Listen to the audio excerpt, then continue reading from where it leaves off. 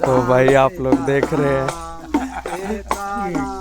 आपको थोड़ा अजीब लग रहा होगा ये राख में क्या ढूंढ रहे हैं सभी लोग। चलिए मैं आपको थोड़ा पास से दिखाता हूँ क्या ढूंढा जा रहा है ये राख में। राख में चने ढूंढे जा रहे हैं भाई, ये देखिए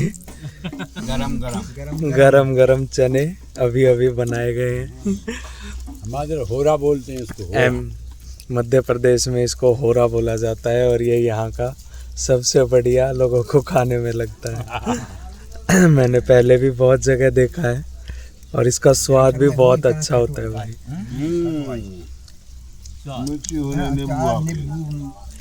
नमक भी यार हमने बोलवा ज्वारो बगर को बाहर हम देख लो बगर को बाहर का बता।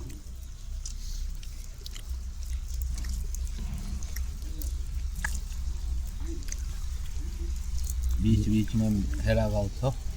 हाँ जी, वो तो ही नहीं थे। बोल रहा